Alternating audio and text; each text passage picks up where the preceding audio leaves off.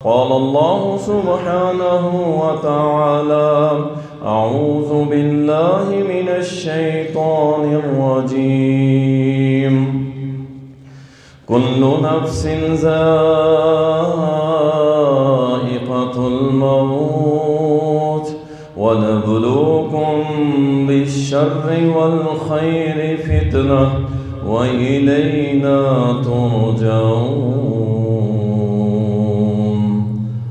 اللهم صل على محمد وعلى آل محمد كما صليت على إبراهيم وعلى آل إبراهيم إنك حميد مجيد. اللهم بارك على محمد وعلى آل محمد كما باركت على إبراهيم وعلى آل إبراهيم إنك حميد مجيد. تعریفات اللہ سبحانہ و تعالیٰ کے لیے، درود السلام سید المرسلین، شافی محشر، ساقی کوثر، امام المجاہدین جناب محمد الرسول اللہ صلی اللہ علیہ وسلم پر بے شمار رحمتیں ہوں، صحابہ کرام رضوان اللہ علیہم اجمعین پر۔ دین اسلام ایک مکمل ضابطہ حیات ہے، اور پوری دنیا کے اندر اسلام واحد دین ہے جو ہر طرح کی مخلوقات کے حقوق کا خیال رکھتا ہے۔ آج میڈیا کا دور ہے، ہم گوروں کو دیکھتے ہیں وہ جانوروں کا خیال رکھ رہے ہیں، ٹریفک روک کے، مرغی اور بطخوں کے بچوں کو گزار کے وہ یہ شو کروانا چاہتے ہیں کہ شاید ہم لوگ بڑے اس مخلوق کے خیر خواہ ہیں۔ ایک طرف تو مرغی اور بطخوں کے بچوں کو بچا لیتے ہیں، اور دوسری طرف عراق، شام اور افغانستان میں لاکھوں انسانوں کا قتل عام کر دیتے ہیں۔ لیکن اسلام ایک ایسا دین ہے کہ جو اعتدال پر مبنی ہے، عادل پر مبنی ہے، وہ ظلم برداشت نہیں کرتا، چاہے وہ کافر ہی ہو سامنے والا۔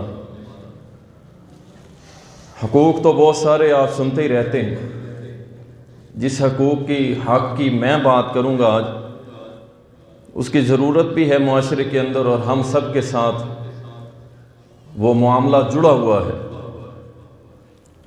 اس کا علم ہونا ضروری ہے۔ بہت ساری چیزیں ہیں جس میں ہم بہت پیچھے ہیں، جبکہ اس کا علم بھی ہونا چاہیے، اس پہ ہمارا عمل بھی ہونا چاہیے۔ اور ان حقوق کے اندر جب ہمارا کوئی پیارا یا ہمارا کوئی رشتہ دار، کوئی دوست،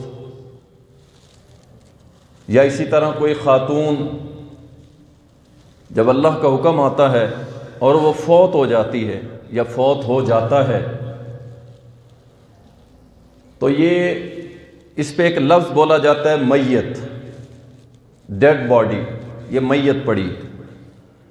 اب اس کی روح نکل چکی ہے، جسم موجود ہے جسے ہم میت کہتے ہیں۔ اب یہ میت، اس کے ہمارے اوپر حقوق کیا ہیں؟ ان حقوق کے اوپر تھوڑی سی روشنی ڈالوں گا، اور خصوصاً غسل دینے کا طریقہ کیا ہے، میت کو غسل دینے کا طریقہ کیا ہے۔ بد نصیبی یہ ہے کہ وہی بیٹا جو سالہ سال ابا جی اور صدقے واری جا رہا ہوتا ہے، اور اگر ابا دنیا سے چلا جائے تو یہ اس کو غسل دینے سے ڈرتا ہے، کہتا ہے مجھے مردہ سے ڈر لگتا ہے، اپنے ابا سے ڈرتا ہے۔ اپنا لخت جگر اگر دنیا سے چلا جائے، بیٹا فوت ہو جائے، تو اسے غسل دینے سے ڈرتا ہے یہ باپ۔ تو یہ عجیب بات ہے، اس میں کوئی راکٹ سائنس نہیں ہے۔ یہ انجینئرنگ، پی ایچ ڈی، ڈاکٹری اور ان جیسی مشکل مضامین کو اختیار کر کے تو علم حاصل کر لیتا ہے، اور اس کے پریکٹیکل بھی کر لیتا ہے، چاہے اس کے کاٹ واٹ جو بھی کیا جائے۔ ایک مردہ لاش کو اٹھایا جاتا ہے، اس کے اعضاء کاٹے جاتے ہیں، اس کا دل، گردے سب نکال کے سامنے رکھا جاتا ہے، وہ تو کر لیتا ہے۔ لیکن جب اسے کہا جائے کہ میت کو غسل دینا ہے، تو پھر کہتا ہے نہیں، مجھے ڈر لگتا ہے، مجھے ڈر لگتا ہے۔ بھائی تو نے اس سفر سے گزرنا ہے، اس راستے سے گزرنا ہے، اور تو نے وہاں جانا ہے جس کو قبرستان کہتے ہو، اور قبروں کی پناہ جہاں پہ مردے دفن کرتے ہو وہاں تم نے بھی جانا ہے، میں نے بھی جانا ہے۔ ڈرنا کس چیز کا ہے؟ ڈرو اس اللہ سے کہ جو ہمارا خاتمہ ایمان پہ کر دے۔ اسی حوالے سے گزارش ہوگی، آپ نے غور سے سننا ہے۔ دیکھیں موت تو اللہ تعالیٰ نے قرآن کریم کے اندر فرمایا ہر نفس سے موت کو چکھنا ہے، اس میں تو نو ڈاؤٹ کچھ بھی نہیں، ہر بندے نے مرنا ہی مرنا ہے۔ اللہ فرماتا ہے ہم نے وَنَبْلُوكُمْ بِالشَّرِّ وَالْخَيْرِ فِتْنَةً، ہم نے تمہیں خیر و شر سے آزمائش میں مبتلا کرنا ہے۔ وَإِلَيْنَا تُرْجَعُونَ، اور پھر تم آخرکار میری طرف لٹائے جاؤ گے۔ بھائی کوئی امیر ہے، غریب ہے، چودھری ہے، کمی ہے، نواب ہے، عام بندہ ہے، کوئی بھی ہے، اللہ فرماتا ہے سب نے لوٹ کے میری طرف آنا۔ آزماؤں گا، کسی کو برائی کے ذریعے، کسی کو خیر کے ذریعے، ہر طرح سے میں چیک کروں گا ان کو۔ پھر اللہ تعالیٰ فرماتا ہے الذی خلق الموت والحیات لیبلوکم ایکم احسن عملا، وہ اللہ جس نے موت و حیات کو تخلیق کیا ہے، وجہ اس کی یہ ہے کہ اللہ دیکھے تم میں سے اچھے عمل کون کرتا ہے۔ وہ موت کا مالک کون ہے؟ اللہ ہے، اور حیات کا مالک بھی اللہ ہے، اور کوئی نہیں ہو سکتا ہماری موت و حیات کا مالک۔ اور اللہ تعالیٰ فرماتا ہے وَجَاءَتْ سَكْرَةُ الْمَوْتِ بِالْحَقِّ، یہ جو موت کی بے ہوشی ہے نا، یہ حق ہے، آنی ہے۔ اللہ اکبر۔ ٹھیک ہے ہمارے نفس کو اچھا نہیں لگتا لفظ موت، لیکن اللہ سے اگر ملاقات کرنی ہے تو پھر مرنا پڑے گا۔ یہ اللہ سے ملاقات کا صرف ایک ہی راستہ ہے، اللہ سے ملاقات کا صرف ایک ہی راستہ ہے، اور وہ ہے موت۔ اللہ ہم سب کا خاتمہ ایمان پہ فرما، اور اللہ ہمیں موت دے، شہادت کی موت عطا فرما۔ سیدنا ابو ہریرہ رضی اللہ تعالیٰ بیان کرتے ہیں، جامع ترمذی کے اندر حدیث آتی ہے، کہتے ہیں کہ نبی صلی اللہ علیہ وسلم نے فرمایا مومن مرد ہو یا عورت، اس کے اوپر آزمائشیں آتی رہتی ہیں زندگی کے اندر، چھوٹی بڑی کوئی نہ کوئی آتی رہتی ہے۔ فرمایا اتنی اللہ تعالیٰ اس پہ آزمائش ڈالتا ہے جتنا اس کا اللہ سے قرب ہوتا ہے، محبت ہوتی ہے، اور وہ آزمائشیں آتی رہتی ہیں حتیٰ کہ اللہ تعالیٰ اس کو گناہوں سے پاک کر دیتا ہے، یہ گناہوں سے بالکل پاک ہو جاتا ہے، اور اللہ اس حال میں اسے موت دے دیتا ہے اور اپنے پاس بلا لیتا ہے۔ تو یہ بیماریوں کا آنا یا کسی مشکل کا آنا یا کوئی معاملات ہمارے ساتھ، فتنہ، مشکلات، پریشانیاں، تو اس میں ٹینشن نہ لیا کریں، اللہ کی طرف رجوع کیا کریں۔ یہ مومن کے لیے خیر ہی خیر ہے، مومن کا سارا معاملہ ہی خیر ہے۔ آپ مومن بن جائیں، اللہ کی قسم آپ سوئے ہوں گے اور فرشتے آپ کی نیکیاں لکھ رہے ہوں گے، لیکن مومن بننا پڑے گا۔ جو مومن نہیں بنتا وہ پھر جیسے مرضی جیے، اللہ کو اس کی کوئی پرواہ نہیں ہوتی، اور مومن بن جائے تو اس کا اٹھنا بیٹھنا بھی اللہ نیکی لکھ دیتا ہے۔ رسول اللہ صلی اللہ علیہ وسلم نے فرمایا، صحیح مسلم کے اندر حدیث آتی ہے کہ جس بندے کا جو آخری عمل ہوگا نا، اسی عمل پہ اللہ اس کو اٹھائے گا، آخری عمل۔ اب فیصلہ ہم نے کیا کرنا ہے، اللہ نے کرنا ہے، کوشش ہم نے کرنی ہے۔ وَلَا تَمُوتُنَّ إِلَّا وَأَنْتُمْ مُسْلِمُونَ، اس حال میں مرنا ہے کہ ہم مسلمان ہوں، بھائی مسلمانوں والا کام کر رہے ہیں، آخری عمل کاؤنٹ ہوگا۔ نبی صلی اللہ علیہ وسلم بیٹھے تھے، ایک شخص سواری پہ، حرم ہے، بیت اللہ ہے، وہ سواری طواف کرتے کرتے سوار گرا، مر گیا احرام کی حالت میں۔ نبی علیہ السلام نے فرمایا اسے تم اس کے احرام میں ہی کفن دے دو اور دفن کر دو، کل قیامت کے روز جب یہ اٹھے گا اس کی زبان پہ کلمہ ہوگا لبیک اللہم لبیک لا شریک لک لبیک۔ یہ ہے آخری عمل۔ اور یہ بھی یاد رکھیں، میں اکثر آپ کو یہ بات بتاتا ہوں، آخری کلمہ آپ کی زبان پہ وہی چلے گا جو زندگی میں آپ بار بار کرتے ہیں۔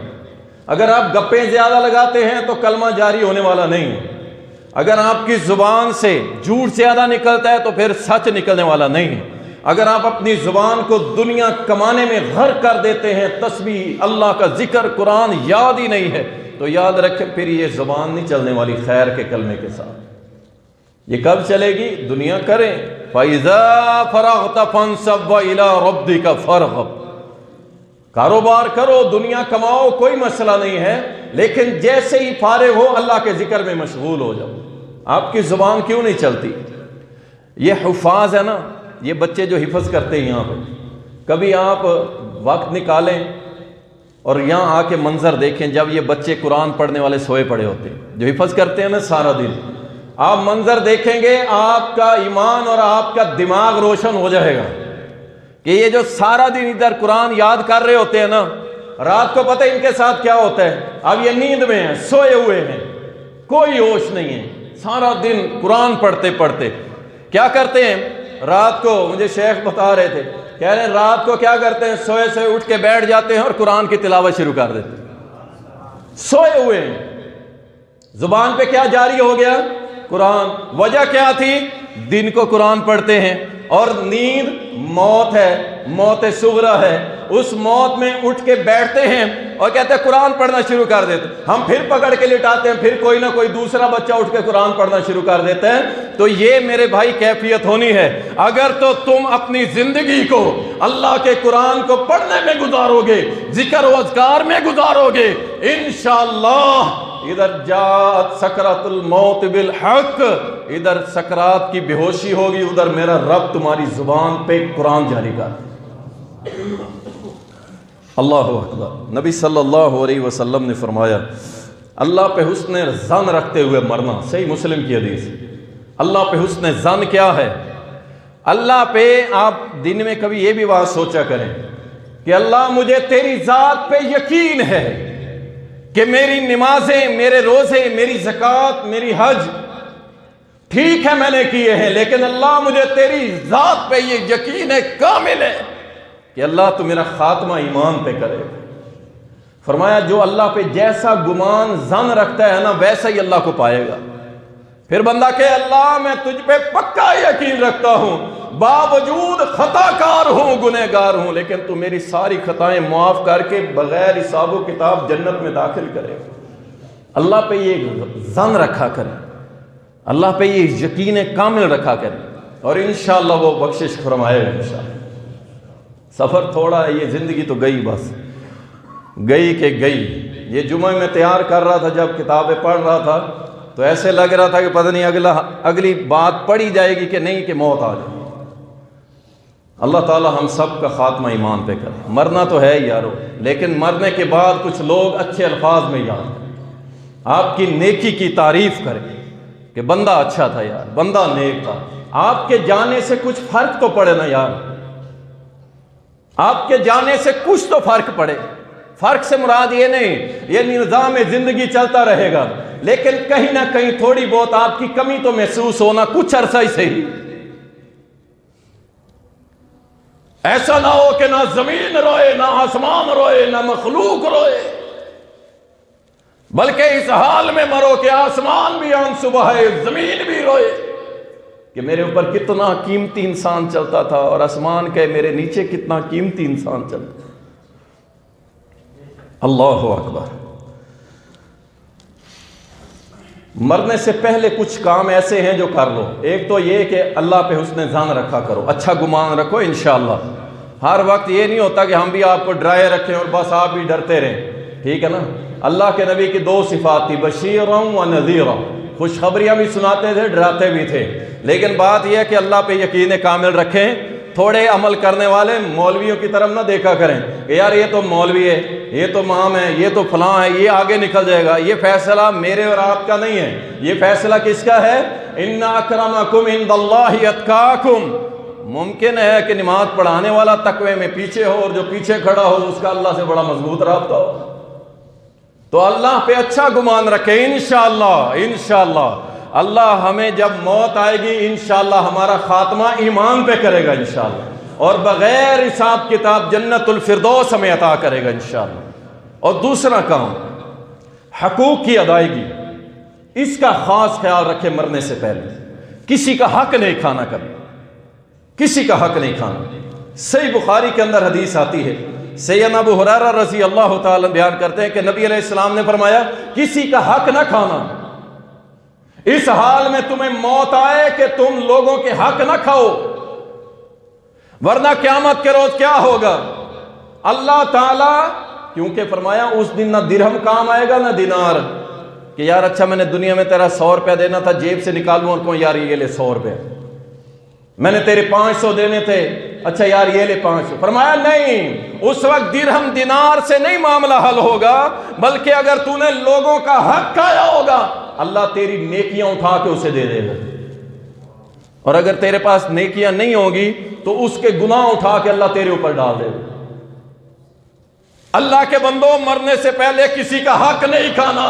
اگر کھا چکے ہو تو توبہ کرو اور اس سے جا کے معافی مانگ لو. اگر تم دینے کی استطاعت نہیں رکھتے اسے راضی کر لو. دنیا میں آکڑ خانہ بنو. یہ تکبر کس کام کا؟ اچھا کہاں گیا تیرا تکبر؟ جب تیری روح اللہ کھینچ لے گا، تیری وہ باڈی پڑی ہوگی ہیں، کہاں گیا تیرا آکڑ اور تکبر؟ ختم ہو گیا نا. خاک میں ملا دیا تیرے پروردگار نے تیری آکڑ اور غرور کو. اللہ اکبر. لڑتے پھرتے ہیں پیچھے. ہم کئی گھرانوں کو دیکھتے ہیں، فیملیوں کو، باپ مر گیا، بیٹے لڑائی گریبان پکڑے ہوئے ہیں، یہ تیرا 2 مرلے بنتا ہے، میرا 5 مرلے بنتا ہے، تیرا ابا جی کوئی پرواہ نہیں، ابا کی ابا گیا بس. لوگوں کا حق نہیں کھانا، ورنہ اللہ دنیا میں بھی ذلیل کرتا ہے. یہ بھی یاد رکھیں.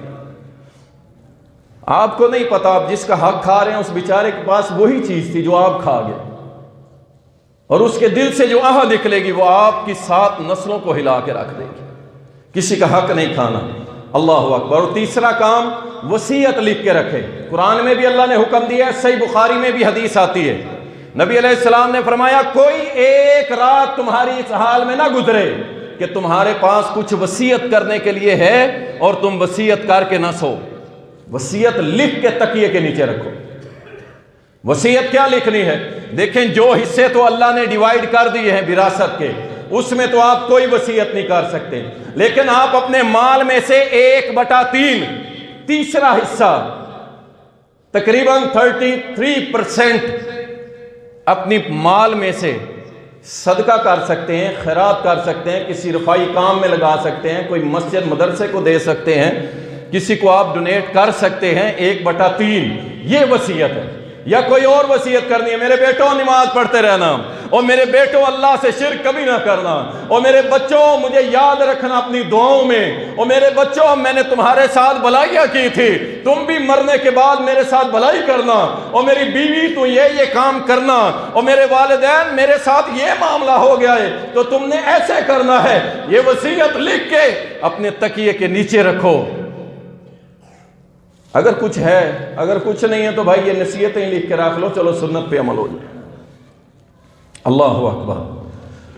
اس کے بعد اب وصیت ہو گئی، اب موت کا وقت آ گیا. موت کا وقت آ گیا، کیا کرنا ہے؟ اللہ اکبر. صحیح مسلم کے اندر حدیث آتی ہے. اب اس کے اندر کچھ تھوڑا سا اختلاف ہے، لیکن میں سمجھتا ہوں کہ جو واضح حدیث کے الفاظ ہیں اس سے یہی ملتا ہے کہ تلقین کرو، مردے کو تلقین کرو. کس چیز کی؟ لا الہ الا اللہ، لا الہ الا اللہ پڑھ. اب کچھ لوگ کہتے ہیں جی یہ نہیں کہنا چاہیے کہ لا الہ الا اللہ پڑھ، یہ نہ وہ انکار کر دے، وہ انکار کر دے کیونکہ موت کی سختی میں اس طرح. لیکن حدیث کے الفاظ بھی یہی ملتے ہیں ہمیں کہ تم تلقین کرو، اسے کہو پڑھ کلمہ. جیسا کہ صحیح بخاری کے اندر آتا ہے رسول اللہ صلی اللہ علیہ وسلم نے اپنے چچا کو کہا تھا، ابو طالب کو، اے میرے چچا پڑھ اشہد ان لا الہ الا اللہ واشہد ان محمدًا عبدہ ورسولہ، میں قیامت کے روز تیری گواہی دوں گا. آپ نے اسے کہا تھا پڑھ، لیکن اس نے انکار کیا. اس نے کہا نہیں، میں دین عبد المطلب پہ ہی مروں گا، مشرک ہی مروں گا، کافر ہی مروں گا، میں تیرے دین پہ نہیں مروں گا. سردار کیا کہیں گے اور میرے قبیلے والے کیا کہیں گے کہ مرتے ہوئے توحید پہ مر گیا اور مرتے ہوئے وہابی ہو کے مر گیا. نہیں نہیں، میں نے نہیں کلمہ پڑھنا، انکار کر دیا. تو جب میت پڑی ہو، اس کے آخری سانس ہو، تو اس کے قریب کیا کرنا ہے؟ لا الہ الا اللہ کو پڑھیں. اور بھی پڑھ سکتے ہیں سبحان اللہ، الحمدللہ، لا الہ الا اللہ، اللہ اکبر. لیکن کچھ لوگ میت کے قریب بیٹھ کے سورت یاسین شروع کر دیتے ہیں. مجھے سمجھ نہیں آتی بھی یہ سورت یاسین کو بندے کو مارنے کے لیے رکھا ہوا ہے کہ اس کو مارنا ہے، لہذا سورت یاسین پڑھ کے سنا کے مارو اسے. یہ کہاں سے لیا آپ؟ بھائی اللہ کے رسول صلی اللہ علیہ وسلم نے ایسی کوئی تعلیم نہیں دی۔ 1.5 لاکھ صحابہ میں سے کسی ایک صحابی نے مرنے والے کے پاس بیٹھ کے سورت یاسین یا قرآن کی کوئی دوسری صورتیں نہیں پڑھی۔ تم نے کہاں سے لے لیا؟ سورت یاسین کی فضیلت کسی ایک سند صحیح سند سے ثابت نہیں ہے، ضعیف روایات۔ قرآن سارا ہی فضیلت والا ہے، لیکن مردوں کے لیے نہیں یا کسی کو مارنے کے لیے نہیں کہ اس کی جان نکل جائے۔ تو جب بھی مریض اس کے پاس قریب المرگ شخص کے پاس بیٹھنا ہے تو اللہ کا ذکر کریں، اللہ کا ذکر اور کلمے کی اسے تلقین کریں، ممکن ہے وہ پڑھ جائے اور اس کی آخرت بن جائے۔ نبی صلی اللہ علیہ وسلم اس کے بعد مر گیا، اب یہ فوت ہو گیا، آنکھیں بند کرنی ہے، صحیح مسلم کے اندر آتا ہے۔ اللہ کے نبی صلی اللہ علیہ وسلم جب آنکھیں بند کرتے تو دعا پڑھتے تھے، اللہم اغفر فلاں، اس کا نام لیتے تھے، وَرَفَعْ دَرَجَتَهُ فِي الْمَهْدِيِّينَ وَاخْلُفْهُ فِي عَقِبِهِ فِي الْغَابِرِينَ وَاغْفِرْ لَنَا وَلَهُ يَا رَبَّ الْعَالَمِينَ وَافْسَحْ لَهُ فِي قَبْرِهِ وَنَوِّرْ لَهُ فِيهِ، اور اس کی آنکھیں بند کر دیتے تھے، اور ساتھ اس کا ریزن بھی بتایا۔ وجہ یہ ہے، فرمایا جب یہ مرنے والا مرتا ہے، اس کی روح آسمان کی طرف جاتی ہے تو اس کی آنکھیں اپنی روح کے پیچھے لگ جاتی ہیں۔ قصہ تمام ہو گیا، کاروبار ختم ہو گیا، دوست احباب ختم، بیٹے بیٹیاں ختم، بیوی ختم، ماں باپ ختم، سارے تعلق توڑ کے یہ روح اللہ کی طرف پرواز کر گئی، اور یہ آنکھیں پیچھے لگی ہوئی ہیں کہ وہ جس نے میرے ساتھ 80 سال گزارے تھے وہ گئی، آج ختم ہو گیا تیرا معاملہ ہی۔ اللہ ربی، میت کی آنکھیں بند کی جائیں گی۔ اور اس کے بعد کچھ چیزیں ہیں جو احادیث کے اندر نہیں ہیں لیکن مردے کے لیے ٹھیک ہے۔ اس میں کیا ہے؟ مثال کے طور پہ میت جب مر جاتا ہے مرنے والا، اس کے بازو سیدھے کر دیے جائیں تاکہ یہ نہ ہو کہ اس کے بازو وہیں پہ اکڑ جائے۔ اگر سینے پہ ہاتھ ہیں تو وہاں پہ اکڑ جائیں گے، اس کے بازو جسم کے ساتھ سیدھے کر دیے جائیں۔ اگر اس کے گھٹنے بینڈ ہیں تو اس کو سیدھا کر دیا جائے۔ اسی طرح اگر اس کے پیٹ کو پھولنے کا ڈر ہے کہ یہ پھول جائے گا بہت زیادہ، اور بعض دفعہ اس کے پھٹنے تک کا ڈر ہوتا ہے، تو آپ اس کے اوپر کوئی چیز وزنی رکھ سکتے ہیں تاکہ اس کے اندر ہوا یا اس طرح کا معاملہ نہ ہو، یہ بھی رخصت ہے۔ اسی طرح پاؤں کے انگوٹھے آپس میں باندھنا اس لیے ہوتا ہے کہ پاؤں ٹیڑے میڑے نہ ہو جائیں بلکہ سیدھے رہیں، اور ان گھٹنوں کو بھی اپنا انگوٹھوں کو بھی آپس میں باندھ دیا جاتا ہے۔ اور اس کے بعد میت کا اگر منہ کھلا ہوا ہے اسے بھی بند کر دیا جائے۔ یہ چیزیں سن لیں، میرے اور آپ سب کے ساتھ جڑی ہوئی ہیں۔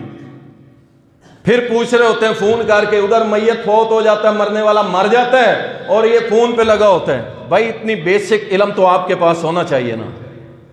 اللہ اکبر۔ اور اس کے بعد میت کے اوپر صحیح مسلم کے اندر آتا ہے، حدیث ہے کہ نبی صلی اللہ علیہ وسلم جب دنیا سے وصال فرما گئے، فوت ہو گئے، تو آپ کے اوپر ایک دھاری دار چادر کو ڈال دیا گیا تھا۔ آپ کے اوپر ایک چادر کو ڈال دیا گیا، اس لیے میت کے اوپر چادر ڈال دی۔ اور پھر اس میت کو عورتوں میں نہ رکھے۔ یہ بڑا مارکۃ الآراء مسئلہ ہے، لوگ مانتے ہی نہیں اس بات کو۔ بھائی وہ غیر محرم ہے، محلے کی عورتیں آ کے کیوں دیکھیں اور پھر اس کے حسن و جمال کی تعریفیں کریں؟ یہ جائز ہے کہ بڑا نور تھا جی، واہ جی واہ، بڑا نور تھا اس کے چہرے پہ، عورتیں ڈسکس کریں غیر محرم کو؟ ایسا تو کچھ نہیں تھا۔ اللہ اکبر۔ یا کوئی دلیل ہے تو ہمیں بھی دیں۔ میت کا مرد میت کا عورتوں میں رکھنا جائز نہیں ہے، ٹھیک نہیں ہے۔ بہت ساری قباحتیں ہیں۔ ایک تو عورتیں بے صبری کا مظاہرہ کرتی ہیں، وہ بین کرتی ہیں، نوحے کرتی ہیں، روتی رہتی ہیں مسلسل جب میت سامنے پڑی ہوگی۔ اور پھر جو غیر عورتیں آئیں گی، چہرے دیکھیں گی، حسن و جمال کی باتیں ہوں گی، اس کی بڑا نور تھا، بڑا سونا لگ رہا تھا، فلاں لگ رہا تھا۔ یہ الفاظ عورت کے لیے جائز نہیں ہے کسی غیر مرد کے بارے میں۔ اللہ ربی۔ اس کے بعد میت کو غسل دینا۔ میت کو غسل، اگر بیٹا فوت ہوا ہے تو سب سے پہلا حق جو ترتیباً کہا گیا ہے وہ باپ کا ہے کہ وہ اپنے بیٹے کو خود غسل دے، باپ خود دے۔ کیوں؟ اس کی وجہ یہ ہے کہ باپ کے دل میں جو شفقت، محبت، پیار اپنے بچے کے لیے ہے وہ مولوی صاحب کے دل میں نہیں ہو سکتی، وہ خود دے۔ اگر ہمت نہیں ہے اس کا بھائی دے، اگر ہمت نہیں ہے اس کی بیوی دے۔ آپ کو معلوم ہے رسول اللہ صلی اللہ علیہ وسلم کے یار غار جناب ابو بکر صدیق رضی اللہ تعالیٰ عنہ کو ان کی بیوی نے غسل دیا تھا، اور کائنات کی شہزادی، مسلمانوں کی ماں، روحانی ماں، بی بی فاطمہ الزہرا، جنت کی شہزادی، اللہ اکبر، رضی اللہ عنہ، ان کو غسل کس نے دیا تھا؟ حضرت علی نے خود دیا تھا۔ تو اس طرف آئے نا، صبح صبح فون آ جائے گا جناب ہماری خاتون فوت ہو گئی ہے، کوئی غسل دلوانے والی ہے، کوئی میت نلانے والی عورت ہے، اور پورے ملتان میں ایک دو ملیں گی، وہ بیچاریاں کہاں کہاں جائیں؟ خود ہمت کرو، خامد خود ہمت کرے۔ ان چیزوں کو کس نے توڑنا ہے؟ آپ لوگوں نے یا میں نے؟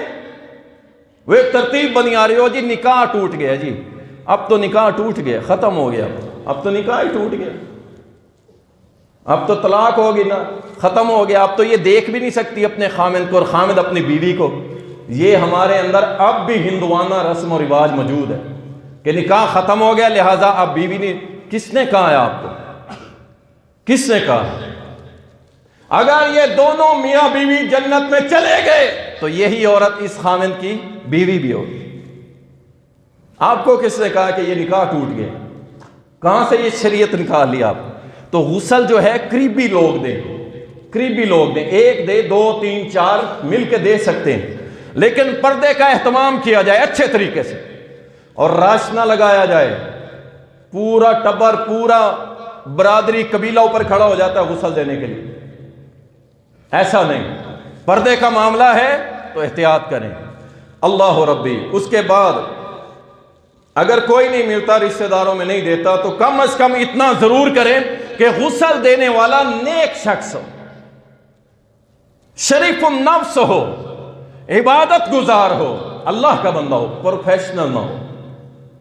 پروفیشنل سمجھتے ہیں نا کہ جس سے نماز کی کوئی پرواہ نہیں ہے، روزے، زکوٰۃ، حج کی کوئی پرواہ نہیں، بس وہ یا تو شوقیہ دے دیتا ہے یا جناب پیسے لیتا ہے۔ اللہ سے ڈرنے والا، اس کا انتخاب کیا جائے۔ اس کے بعد پانی لے لیا جائے، پانی کے اندر بیری کے پتے ڈال لیے جائیں، یہ رسول اللہ صلی اللہ علیہ وسلم سے ثابت ہے۔ پانی کو تھوڑا گرم کر لیا جائے، اس کی وجہ ہے اس وقت صابن وغیرہ نہیں تھے۔ آپ کو پتا ہے بیری کے پتوں کے اندر سے ایک جھاگ نکلتا ہے، اور وہ جھاگ جسم کی میل کو دور کرتا ہے، اس لیے بیری کے پتے ڈالے گئے تاکہ جسم کے اوپر کوئی گندگی، غلاظت باقی نہ رہے۔ اس کو ابلوا لیا جائے، اس پانی کو ٹھنڈا کر لیا جائے۔ آپ یہ نہ سمجھے کہ میت کو کوئی ٹھنڈے گرم کا پتہ لگ رہا ہے، وہ آپ کے پانی سے بے پرواہ ہے، وہ آپ کے پانی سے بے پرواہ، اس کا معاملہ آگے شروع ہو چکا ہے۔ اگر تو وہ اللہ والا ہے تو پھر تو اللہ کی طرف سے جنت کے کفن بھی آ چکے، اللہ کی طرف سے جنت کے بستر بھی آ چکے، اللہ کی طرف سے جنت کے لباس بھی آ چکے، اللہ کی طرف سے جنت کے میوے اور پھل بھی آ چکے۔ اور اگر وہ بدکار ہے یضربون وجوہہم وادبارہم، اسے ٹھنڈے پانی، گرم پانی کا پتہ نہیں ہے، اسے یہ ضرور پتہ لگ رہا ہے کہ فرشتے اس کی پیٹھ پہ مار رہے ہیں۔ اللہ اکبر۔ تو اس لیے بہتر یہی ہے کہ پانی کو درمیانہ کر لیا جائے، بہت زیادہ گرم نہ ہو۔ اس کے بعد اب میت کے لیے ایک پھٹا تو ہمارے ہاں تختہ مشہور ہے لکڑی کا جو ہم نیچے رکھتے ہیں، یہ بھی ٹھیک ہے، لیکن اگر تھوڑا اوپر ہو، 2-3 فٹ 4 فٹ اونچا تختہ ہو تو وہ زیادہ بہتر ہے، نہلانے والے کو آسانی رہتی ہے۔ عرب کے اندر آپ بھی ایسے نہلاتے ہیں اونچی جگہ پہ۔ اس کے بعد میت کا سر تھوڑا سا اوپر اٹھائیں، تھوڑا سا سر اوپر اٹھائیں، اور آہستہ آہستہ اس کے پیٹ کو ملنا شروع کریں۔ یہ خواتین بھی غور سے سن لیں، اگر آواز آ رہی ہے تو انشاءاللہ آئے گی. اور میں رکتے ہوئے کہہ دوں خواتین سے معذرت ہے اس حوالے سے، جمعہ کے حوالے سے بہت ساری شکایتیں ہیں، لیکن شیخ عبد المنان صاحب لگے ہوئے ہیں انشاءاللہ. آج بھی بہتر آواز ہوگی لیکن اگلے جمعے انشاءاللہ خواتین کا یہ مسئلہ انشاءاللہ حل ہو جائے. خواتین بھی سنیں، وہ بھی اسی طرح عورت کا سر اوپر اٹھائیں گی اور اس کے بعد ان کے پیٹ کے اوپر مرد ہے یا عورت، میت کے پیٹ پہ ہاتھ پھیرا جائے گا تاکہ اگر اس کے پیٹ کے اندر کوئی پانی ہے، کوئی غلاظت ہے، کوئی چیز بھی ہے وہ نکل جائے. اور جو اس کے کپڑے وغیرہ ہیں، اللہ اکبر، وہ منظر کیسا منظر ہو گیا. او مہنگے مہنگے سوٹ پہن کے ہم لوگوں کے سامنے اکڑتے، کینچی سے کاٹے جائیں گے، کینچی سے کاٹے جائیں گے. اور اگر اتار بھی لیتے ہیں کوئی تو پتہ کیا ہوتا ہے، ہونا تو یہ چاہیے نا، بیٹا کہے میرا ابا تھا یار اس کی نشانی ہے میں پہنوں گا، وہ کہتا ہے نہیں اس کو مولوی صاحب کو دے دو، مردے کے کپڑے ہیں یہ مولوی صاحب کو دے دو، میں نہیں پہنوں گا. اللہ اکبر. یہ ہمارے ہاں حیثیت ہے علماء کرام اور مولویان، مولوی کو دے دو مردے کے کپڑے، بھائی میں نہیں پہنوں گا. وہ یار وہ فوت شدہ میں نہیں پہنوں گا، بھائی تیرا ابا ہے، کہتا میں نہیں پہنوں گا. کینچی سے کاٹ کے یا ویسے اتار کے کپڑوں کو الگ کر لیا جائے اور ایک موٹا کپڑا لے کے اس میت کے اوپر ڈالا جائے. اس کی سطر کو اگر مرد ہے تو ناف سے لے کے گھٹنوں تک اس کے سطر کو ڈھانپ دیا جائے، چھپا دیا جائے. عورت ہے تو گلے سے لے کے گھٹنوں تک پورا ڈھانپ دیا جائے، باقی کپڑے اتار لیے جائیں. اب سر تھوڑا سا اوپر کیا، ہلکا ہلکا پیٹ کو دبایا، غلاظت نکل گئی. ہاتھ کے اوپر دستانہ چڑھائیں یا ایک کپڑے کی تھیلی ملتی ہے اس کے ذریعے میت کا استنجا کروائیں، اچھے طریقے سے غلاظت کو دور کریں اور پانی کا کھل کے استعمال کریں. یہاں پہ کھل کے، اس کی دلیل ہے نبی صلی اللہ علیہ وسلم میت کو جو غسل دیتے تھے 3 بار 5 بار 7 دفعہ تک نبی علیہ السلام نے میت کا غسل دینے کا کہا ہے. تو یہاں پانی کی آپ نے وہ نہیں کرنا، کمی کا مظاہرہ نہیں کرنا جی ضائع ہو رہا ہے یا یہ ہو رہا ہے. کیوں؟ اس کے ساتھ گندگی غلاظت نہیں رہنی چاہیے. اچھے سے اس کا استنجا کروائیں اور گندگی کو اچھے طریقے سے دور کر دیں. اس کے بعد اب آپ نے اسے وضو کروانا ہے. اب وضو سب بندوں کو آتا ہے، یار اس میں کون سی راکٹ سائنس ہے جو آپ کو سمجھ نہیں آتی. آپ نے وضو کروانا ہے، دونوں ہاتھ اچھے طریقے سے صابن کا استعمال کریں، اچھے سے کریں.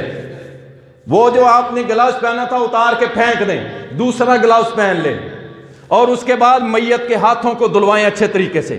جب وہ دھو لے، اچھا اب کولی کروانی ہے تو پانی اس کے منہ میں نہیں ڈالنا، بلکہ ایک روح کپاس لے کے اسے پانی میں بھگو کے اس کے منہ کے اندر 3 بار ایک مارے پھینک دیں، دوسری روئی کا وہ لے اور اس کے بعد اسے منہ میں مارے پھینک دیں 3 مرتبہ، ہو گیا.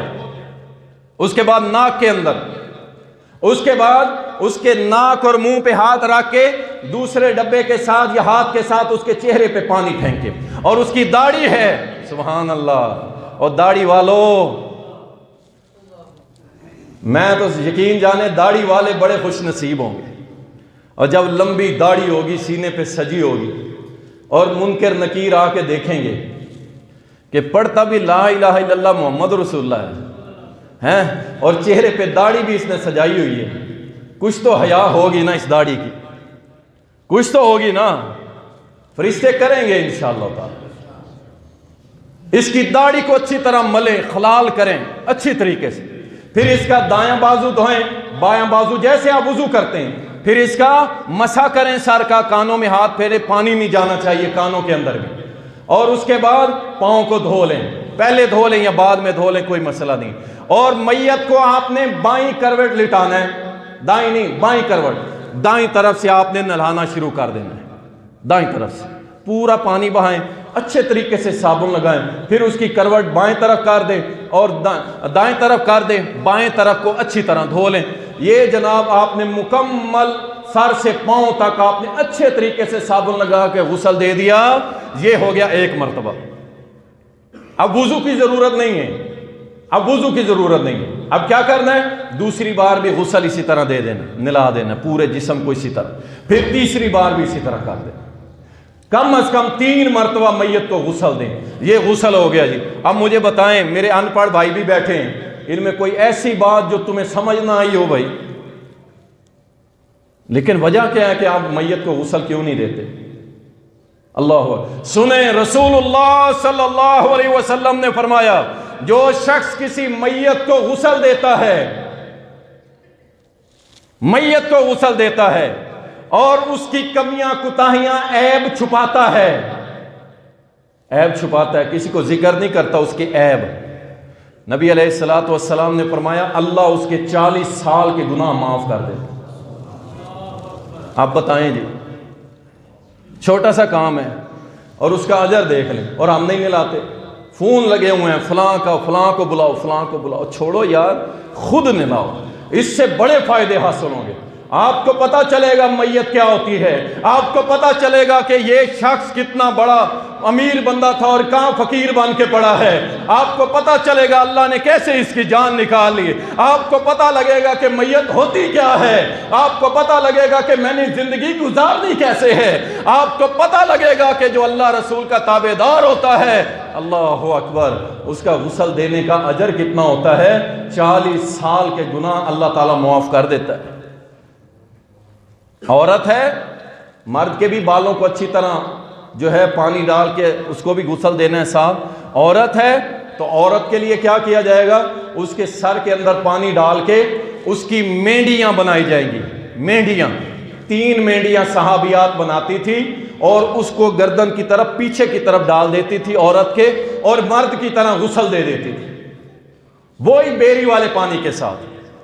اور جب آخری بار آپ نے غسل دے لینا ہے، پھر پانی کے اندر مشک کافور، ابھی کوئی لگا کے مسجد میں آ جائے نا، سارے کہتے ہیں یار یہ کون سی مردوں والی خوشبو لگا کے آ گئی، ہمیں ناپسند ہے، لیکن نبی صلی اللہ علیہ وسلم نے فرمایا کافور لگایا کرو، اس کے 2 فائدے ہیں، ایک فائدہ ہے کہ اس جسم کو ٹھنڈک پہنچتی ہے، اور دوسرا فائدہ یہ ہے کہ جب تک اس کی خوشبو آپ کے جسم سے آتی رہے گی، میت کے جسم سے آتی رہے گی، کوئی کیڑا مکوڑا اس کے قریب نہیں آئے گا۔ لیکن جب خوشبو ختم ہو گئی تو پھر کس نے کھانا ہے؟ کس چیز پہ کرتے ہیں یار ہم؟ اللہ اکبر، کافور ملا کے فرمایا اس کے پورے جسم پہ مال دو، کفن پہ بھی ڈال دو، اس کے بعد اللہ اکبر، کفن کا جو معاملہ ہے، اور اسی طرح جو شخص غسل دیتا ہے نا، یہ بھی مسئلہ سن لیں، جو شخص غسل دیتا ہے اس کے لیے نہانا، غسل کرنا یہ مستحب ہے، اگر کوئی نہیں غسل کرتا تو اس کے اوپر فرض نہیں ہے، واجب نہیں ہے۔ اب ایک شخص روزانہ 5-7 میت کو غسل دیتا ہے، اگر وہ نہاتا رہے گا تو بھائی وہ خود ہی میت ہو جائے گا، وہ خود ہی مرنے والا ہو جائے گا، اتنی سردی میں اسے 5-7 مرتبہ نہانا پڑے، اس لیے مستحب عمل ہے۔ اگر کوئی نہا لے تو ٹھیک ہے، اگر نہیں نہاتا تو اب یہ نہیں کہ وہ ناپاک ہو گیا یا باسا پھرتا ہے، وہ اس کے اوپر کوئی غسل واجب ہے، فرض ہے، ایسا نہیں، ایسا نہیں ہے۔ اللہ اکبر۔ اس کے بعد آتا ہے کفن کا مسئلہ۔ تو کفن جو ہے، ویسے تو علامہ البانی رحمۃ اللہ علیہ کہتے ہیں عورت ہو یا مرد 3 چادریں ہیں، 3 چادریں ہیں بس، لیکن ہمارے ہاں یہ کیا جاتا ہے اور پردے کے لیے کیا جاتا ہے، 5 چادریں عورت کے لیے اور 3 چادریں مرد کے لیے۔ اب اس میں بھی کوئی بڑا فلسفہ نہیں ہے بھائی، آپ کفن والے کے پاس جائیں گے نا تو اسے کہیں گے کفن دیں، وہ بنا بنایا دے دے گا آپ کو، اس میں کوئی وہ کرنے والی بات نہیں۔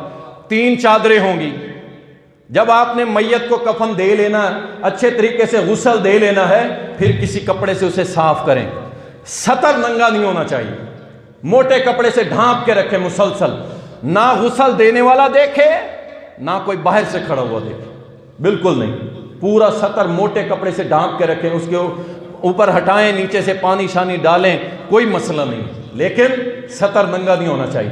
سطر کے اوپر جب دیکھیں کہ غسل دے لیا ہے، پھر جناب آپ نے ایک اور کپڑا لینا ہے، اس میت کے سطر کے اوپر خشک کپڑا ڈال کے باقی جسم کو آپ کسی اور کپڑے سے خشک کر سکتے ہیں، کوئی حرج نہیں۔ اس کے بعد اب کفن دینا ہے، مرد کی 3 چادریں، ایک چادر کرتا بنا ہوتا ہے، کرتا بنا ہوتا ہے قمیض کی طرح، بس اس کے گلے میں ڈالیں گی، آدھا نیچے چلا جائے گا، آدھا اس کے پیٹ کے اوپر آ کے سطر تک چلا جائے گا، ایک کپڑا ہو گیا۔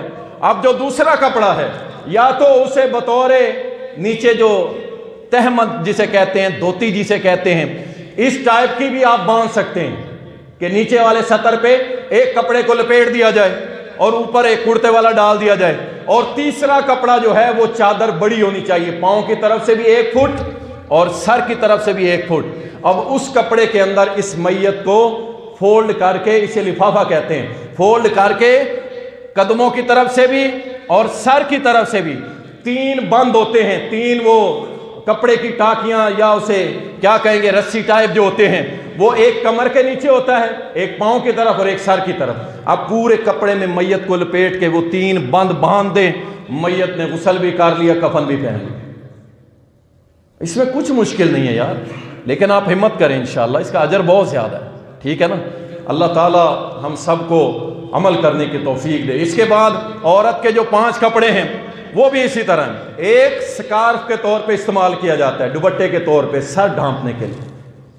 ایک کپڑا میت کے، جو خاتون میت ہے اس کا جو اوپر والا حصہ ہے، سینے والا حصہ، اس کے اوپر وہ کرتا ٹائپ ہوتا ہے، اس کو کرتا پہنا دیا جاتا ہے۔ تیسری چادر اس کو تہمد کے طور پہ باندھ دی جاتی ہے، اور 2 چادریں اس کے نیچے بچھائی جاتی ہیں، اور اس خاتون میت کو اس کے اوپر لٹا کر اس کے اوپر پھر کیا کور کر دیا جاتا ہے اور بند باندھ دیے جاتے ہیں۔ یہ 5 چادریں پوری ہوگی، عورت کو بھی کفن مل گیا۔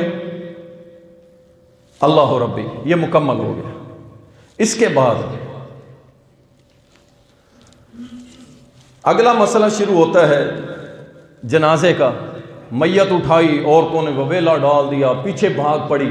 اس لیے میں کہتا ہوں کہ مرد میت کو مردوں میں جا کے رکھے، ایک سائیڈ پہ مردوں میں بھی رکھنے کی ضرورت نہیں ہے، ایک سائیڈ پہ رکھ دیں بس، جہاں 2-4 گھر کے افراد، مرد افراد ہوں بس ٹھیک ہے۔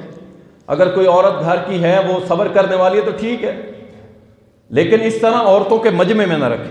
جب میت اٹھائیں بس اٹھا لیں، آؤ یہ کلمہ شہادت، سارے کہتے ہیں اشہدو اللہ الہ الا اللہ، اب وہ جناب آگے جا رہے ہیں میت اٹھا گئے، ایک کہتا ہے کلمہ شہادت، سارے پیچھے کلمے پڑھ رہے ہوتے ہیں۔ بھائی ایسا کچھ عمل ہمیں نبی علیہ السلام سے نہیں ملتا۔ جو پیچھے چلتا ہے وہ تو اللہ کی خاص نظر میں ہوتا ہے۔ حدیث میں آتا ہے سلسلۃ الصحیحہ کے اندر کہ جو شخص میت کے پیچھے چلتا ہے، اگر اسی حال میں اسے موت آ گئی تو میں محمد گارنٹی دیتا ہوں اللہ اسے جنت میں داخل کرے۔ یہ پیچھے چلنے والا اللہ کی اس ٹائم نظر میں ہوتا ہے، فوکس ہوتا ہے۔ اسے کیا چاہیے؟ یہ میت کے لیے دعا کرے، اللہم اغفر لہ ورحم، اللہ اس کو معاف کر دے، اس پہ رحم کر دے، اس کو بخش، یہ کرے کلمہ شہادت۔ اور کچھ لوگ تو بھائی آگے شعر پڑھتے ہیں، اونچے اونچے شعر، مجھے اصل میں آتے نہیں ہیں شعر، ورنہ آپ کو 2-4 جملے سناتا اور آپ دیکھتے بھی یہ کیا کر رہے ہیں، وہ بیان ہی کر رہا ہوتا ہے، نوحے کر رہا ہوتا ہے، آگے آگے چل کے بڑے اونچی آواز۔ اب تو کم ہو گئے ہیں، ورنہ بہت زیادہ ہوتے تھے۔ اس کے بعد میت کو لے جائیں، جنازہ ہو، اونچی آواز سے پڑھنا بھی جائز ہے اور خاموشی کے ساتھ پڑھنا بھی جائز ہے، لیکن اونچی آواز کے فوائد بہت زیادہ ہیں، کیونکہ 80% لوگوں کو دعائیں یاد کوئی نہیں، وہ پیچھے بس کھڑے ہوتے ہیں، جی یہ مرنے والے کے ورثہ دیکھ لے، میں آیا تھا جنازہ پڑھنے، اسے یہ نہیں ہوتا کہ مجھے 1 قرات ثواب ملے گا، احد پہاڑ جتنا اجر ملے گا۔ نبی علیہ السلام نے فرمایا جو جنازہ پڑھتا ہے، دفن بھی کرواتا ہے، 2 قرات جتنا ثواب ملتا ہے، اور فرمایا 40 مواحد اگر اس میت کا جنازہ پڑھ دیں، اللہ سے دعا بخشش کی کر دیں، اللہ ان 40 کی دعا قبول کر کے اس میت کو بخش دیتا ہے۔ جنازہ پڑھیں، اس کے بعد جنازے کو اٹھا کے آپ قبرستان کی طرف لے جائیں، اور اس کے بعد قبر میں دفن کرنا ہے۔ بسم اللہ وعلی سنت رسول اللہ، جب دفن کرنے لگیں یہ دعا پڑھیں، مٹی ڈالنی ہے اس وقت بھی یہی دعا پڑھیں، اور اس کے بعد جب جنازہ ہو جاتا ہے کچھ لوگ وہیں میت پہ کھڑے ہو کے شروع ہو جاتے ہیں جناز گاہ میں دعا مانگنا، اور جی دعا مانگو، بھائی جنازے میں کیا مانگا ہے؟ وہ دعا نہیں تھی۔ اور پھر اہل حدیث الحمدللہ جب جنازہ پڑھاتے ہیں تو اللہ کا شکر ہے میت کا حق ادا کرتے ہیں۔ یہ نہیں ہوتا کہ جہاں گھڑی پہ رکھ کے 90 سیکنڈ میں جنازہ پڑھا دیں، 60 سیکنڈ میں جنازہ پڑھا دیں، یہ کون سا جنازہ ہے؟ آہستہ پڑھنا سنت ضرور ہے، لیکن آہستہ پڑھنے کا یہ مطلب نہیں ہے کہ 60 سیکنڈ میں جنازہ ہو جائے۔ دعائیں پوری پڑھی جائیں گی، چاہے آہستہ آواز میں بھی پڑھ لو، دعائیں پوری پڑھی جائیں گی۔ میت کا آخری حق ہی ادا نہیں کرتے، بعد میں دعا کے لیے دعا مانگو، بھائی تم نے جنازے میں نہیں مانگی تو اب بھی کوئی ضرورت نہیں ہے، کوئی سنت نہیں ہے، کوئی صحابہ نے نہیں مانگی، تبع تابعین کسی نے نہیں مانگی، بدعت ہے، بدعت واضح۔ اور اس کے بعد دفن کریں، دفن کرنے کے بعد مانگے دعا، جہاں رسول اللہ صلی اللہ علیہ وسلم نے حکم دیا کہ اس کے لیے دعا مانگو، اس کی ثابت قدمی اور اس کے گناہوں کی بخشش کے لیے رج کے دعا مانگو وہاں پہ۔ اللہ اکبر۔ اس کے بعد وقت تو پورا ہو چکا ہے، لیکن چند اہم باتیں ہیں، میں سنانا آپ کو بتانا ضروری سمجھتا ہوں۔ اس کے بعد کیا ہوتا ہے، دفن ہو گیا، اب یہ جنازے والے جو پڑھنے والے تھے واپس آئے، پیچھے روٹیاں تیار ہیں جی، روٹیاں تیار ہیں، دیگیں پکی پڑی ہیں، چاول، گوشت، مرغے، چرگے، اور یہ سارے ماشاءاللہ گوانڈ سے اٹھ کے، پڑوس سے اٹھ کے روٹیاں کھانے چلے جاتے ہیں۔ میں تو کہوں روٹیاں پھاڑنے چلے جاتے ہیں۔ کس نے کہا تمہیں یہ روٹیاں کھانے کا؟ تم اس انتظار میں تھے کہ یہ مرے اور ہم روٹیاں کھائیں؟ کس نے کہا تم؟ اللہ اکبر۔ مسند احمد کے اندر حدیث آتی ہے، جریر بن عبداللہ رضی اللہ تعالی عنہ فرماتے ہیں کہ رسول اللہ صلی اللہ علیہ وسلم کے دور میں ہم میت کے گھر میں اکٹھا ہونا، میت کے گھر سے کھانا نوحہ سمجھتے تھے، نوحہ سمجھتے تھے، اور نوحہ کرنے والے کی سزا نبی علیہ السلام نے فرمایا اللہ اس کو جہنم کی آگ کا لباس پہنائے گا۔ یہ روٹیاں کھانے پہنچ جاتے ہیں۔ چلیں، جو شخص آیا ہے دوسرے شہر سے آیا ہے، دور دراز کے علاقوں سے آیا ہے، اگر گھر میں کھانا آیا ہے، اگر وہ کھا لیتا ہے اس کا مسئلہ اور ہے۔ یہ پڑوسی ہوتے ہیں، ایک ہی گلی میں رہ رہے ہوتے ہیں، پھر آ کے جناب دریاں بچھا لیں گے، دریاں بچھا۔ میرا بیٹا فوت ہوا، لوگوں نے کہا جی تعزیت کے لیے کہاں ہے؟ میں نے کہا میں 5 نمازیں امیر حمزہ مسجد میں پڑھوں گا، وہیں پہ آ کے تعزیت کر لینا بس۔ دریاں لگاؤ جی، حکے لگاؤ جی۔ گاؤں کے اندر میں نے خود دیکھا دریاں لگی ہوں پر حکے بیٹھ پڑے، سگریٹ پی رہے ہیں، اخباریں پڑھی ہیں 3-3 4-4، گپ شپ ہو رہی ہے، ہاں جی پی ٹی آئی بنے گی یا نون لیگ بنے گی۔ بات یہ اچانک ایک آتا ہے کہتا جی دعا، سارے ہاتھ اٹھا لیتے، پھر ختم۔ پھر تھوڑی دیر بعد گپے شپے لگا کے پھر کوئی آتا ہے دعا، وہ سارا دن جناب اپ ڈاؤن ہو رہا ہوتا ہے، اور میت کو اس کا کچھ نہیں مل رہا ہوتا۔ یہ ساری بدعت ہے۔ روٹیاں کھاتے ہو، کل کیا یہ کل؟ یاد رکھیں، درس قرآن تیسرے دن، دعا، قرآن خوانی، کل خوانی، یہ سب ایک ہی چیزیں، یہ ساری بدعت ہے۔ کوئی درس قرآن کرائے، اہل حدیث ہوتا ہے نا، کوئی کہتا نہیں اسی کل نہیں مانتے جی، لیکن اسی درس قرآن کرانا، بھائی یہ بھی کل ہے۔ آپ کو کس نے کہا تیسرے دن درس قرآن ہوتا ہے؟ کان ادھر سے نہ پکڑیں، ادھر سے پکڑ لیں۔ تو یہ ساری بدعت ہے۔ بالکل میت کے بارے میں سن لیں، رسول اللہ صلی اللہ علیہ وسلم نے فرمایا تھا جب سیدنا جعفر رضی اللہ تعالیٰ عنہ فوت ہوئے تھے تو ان کے گھر والوں کے بارے میں فرمایا کہ ان کے گھر میں کھانا نہ پکنے دینا، وہ مشغول ہیں، غم کے اندر ہیں، تو 3 دن تک ان کے گھر میں کھانا نہ پکے۔ کوئی بھی، آپ صلی اللہ علیہ وسلم نے خود کھانا دیا تھا۔ اب یہ بھی نہیں ہوتا کہ یہ مرنے والے کا بھتیجا ہے روٹی یہ دے، یار وہ بندہ ہی غریب ہے، وہ اپنی روٹی بڑی مشکل پوری کرتا ہے، تم نے بھتیجے کے اوپر تلوار رکھ دی، یہ بھانجا ہے یہ روٹی دے، اور یہ بھائی ہے یہ روٹی دے۔ بھائی کس نے کہا ہے؟ بالکل غلط ہے۔ روٹی کون دے؟ میرے نبی نے کوئی پابندی نہیں لگائی، پڑوسی دے دے، کوئی غیر دے دے، دوست دے دے، رشتہ دار دے، کوئی بھی دے دے۔ کس کو دے؟ ان گھر والوں کو۔ پورے محلے کو روٹیاں اور مرغے نہ کھلائے، صرف ان گھر والوں کو، یا ان کے جو باہر سے کوئی مہمان آئے ہیں جو بیچارے اب جائیں 100 کلومیٹر دور جا کے روٹی کھانے جائیں، نہیں، قریب والے تو بھائی اپنے گھر جاؤ۔ تم نے تو الٹا اس کے گلے عذاب ڈال دیا مرنے والے کے، وہ بیچارہ اپنے غم میں بیٹھا ہوتا ہے، یہ آنکھ کے اوپر بیٹھے ہو، پھر بعد میں کہتے ہیں او سائیں نہ دی فوت کی دی، ایسا کو پانی نہیں پوچھا۔ انا للہ و انا الیہ راجعون۔ یہ حالت ہے ہماری، اللہ تعالی ہدایت عطا فرمائے۔ اسی طرح سوگ، 3 دن سوگ ہے بھائی، 3 دن سوگ ہے۔ اگر عورت کا خاوند مر گیا ہے تو اس عورت پہ 4 مہینے 10 دن ہے، یہ بیوہ جو ہے 4 مہینے 10 دن سوگ میں رہے گی، عدت میں رہے گی۔ اور وہ سوگ عدت کیسا ہوگی؟ عدت اس کے اندر سادہ باندھ کے رہے گی، بناؤ سنگار نہیں کرے گی، زیور نہیں پہنے گی، وہ کسی عمر میں بھی ہے، چاہے 100 سال کی عورت ہے، وہ عدت گزارے گی اپنے خامن کے گھر میں، عدت گزارے گی، کہیں اور نہیں جائے گی، اپنے اسی جہاں خامن فوت ہوا ہے جس گھر میں وہیں پہ گزارے گی۔ کوئی مجبوری ہے گھر سے نکل سکتی ہے، لیکن اس کا یہ مطلب نہیں ہے کہ جناب وہ کسی اور گھر میں جا کے رہے، ایسا کچھ نہیں ہے۔ یہ ساری چیزیں جو ہے اس بات کے اندر شامل ہیں۔ اسی طرح جائز امور جو ہیں وہ یہی ہیں کہ آپ جو سنت کے مطابق معاملات ہیں اس کو حل کیا جائے، نہ کہ ہم ایسے معاملات کریں جس کا میت کو بھی کوئی فائدہ نہیں ہے۔ برسی، سال بعد برسی مناتے ہیں، اور کچھ اہل حدیث بھی مناتے ہیں، سنیے گا کیسے مناتے ہیں۔ معذرت کے ساتھ جو فوت ہو گیا ہے نا، اسے سال بعد یاد کرنا اور اس کی پوسٹیں لگانا، کوئی بھی ہو، اینی ون، میں اسے برسی منانے کے مترادف سمجھتا ہوں۔ دیکھیں پیارے تو کسی دن بھی اپنے دل سے نہیں نکلتے، کوئی دن نہیں گزرتا کہ ہمارا پیارا دنیا سے جائے اور ہمیں یاد نہ رہے، ہر روز ہی یاد آتا ہے۔ سال بعد اس کو تذکرے خاص کرنا، یاد رکھیں یہ برسی میں شامل ہے اور یہ سنت نہیں ہے، اس سے بچنا چاہیے۔ مختلف شکلیں آ گئی نا اس کی، اللہ تعالی ہم سب کو محفوظ فرمائے۔ یہ سارا حلوے مانڈے کھانے کا مولویوں کے یہ 40واں جمعراتاں اور پتہ نہیں کیا، کچھ بیچارے مولوی تھے، تنخواہیں ان کی تھی 5,000 7,000، انہوں نے کہا تم ایسے سیدھے نہیں ہوتے، اب تمہیں ہم سیدھا کریں گے۔ انہوں نے یہ بدعتیں ایجاد کی اور جناب ہر جمعرات کو پہنچے ہوتے ہیں، ہر جمعرات کو پہنچے ہوتے ہیں، دو ان کو اور کم تنخواہیں دو، پھر وہ تمہارے آ کے روٹی روزی پہ ہی حملے کریں گے۔ اگر ان کی اچھی تنخواہیں ہوتی تو انشاءاللہ وہ ایسے کام ہی نہ کرتے۔ ہم ان سے بھی حسن ظن رکھتے ہیں۔ وہ بھی کہتے ہیں رسم کل، وہ بھی نہیں سنت نہیں کہتے، وہ بھی کہتے ہیں رسم کل، رسم ہے۔ اللہ تعالی ہم سب کو سنت کے مطابق زندگی گزارنے کی توفیق دے۔